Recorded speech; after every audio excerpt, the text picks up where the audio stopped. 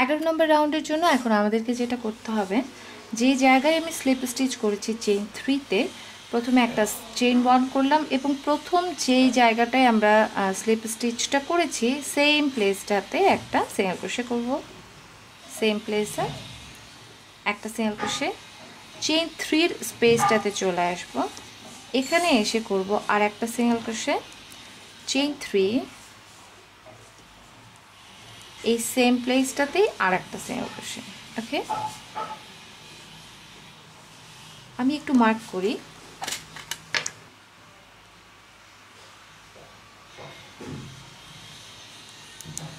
আবার যেটা করতে হবে সেটা হচ্ছে যে ব্যাকপোস্ট সিঙ্গেল ক্রোশে যেটা ছিল, ব্যাকপোস্ট ডাবল ক্রোশে যেটা ছিল আমাদের, এটা ব্যাকপোস্ট ডাবল ক্রোশেটাতে আমরা একটা সিঙ্গেল ক্রোশে করব,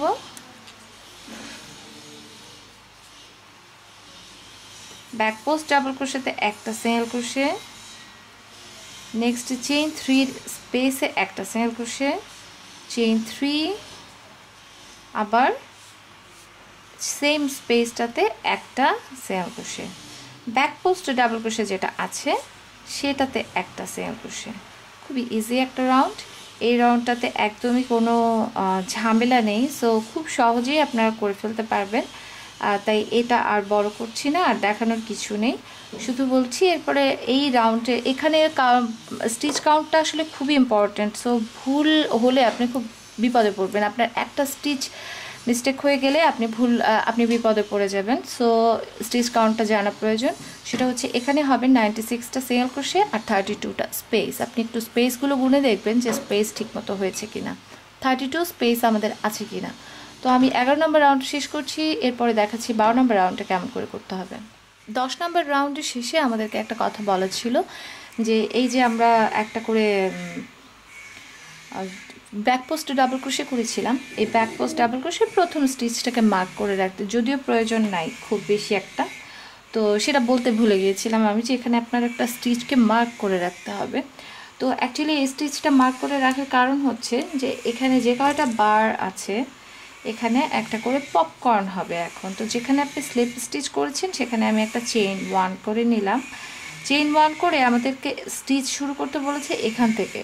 তো এখানে একটা যেটা করতে বলেছে প্যাটার্নে লেখা আছে 4 front post double crochet popcorn করতে হবে, তার মানে আপনাকে বলেই দিচ্ছে যে আপনার পপকর্ন স্টিচটাতে 4টা ডাবল ক্রোশে করতে হবে।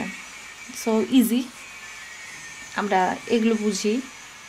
এই যে 4টা ডাবল ক্রোশে করার পরে 1 2 3 4 4 নম্বর স্টিচটাতে যে আমরা এই স্টিচটাকে টেনে বের করে নিয়ে আসবো।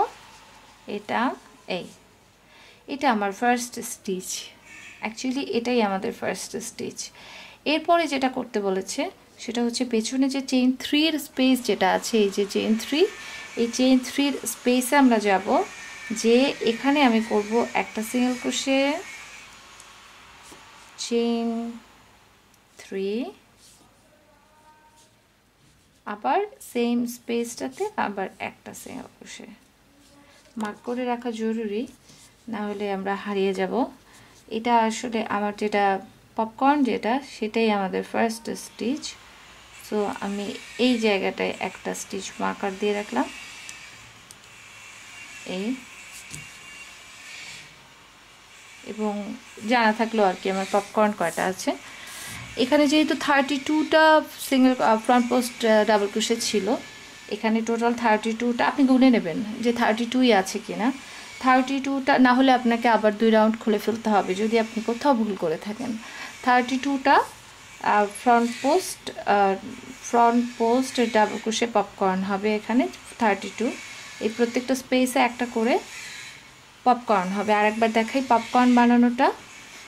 যেটা করতে হবে সেটা হচ্ছে যে এই সিঙ্গেল ক্রোশে এটা করার পরে সঙ্গে সঙ্গে আমরা আবার এই স্পেসটাতে চলে যাব, এখানে যে আমরা 4 ফ্রন্ট পোস্ট ডাবল ক্রোশে করব। 4 1 2 3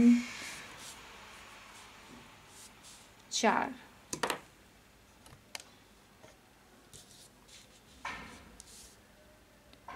1 2 3 4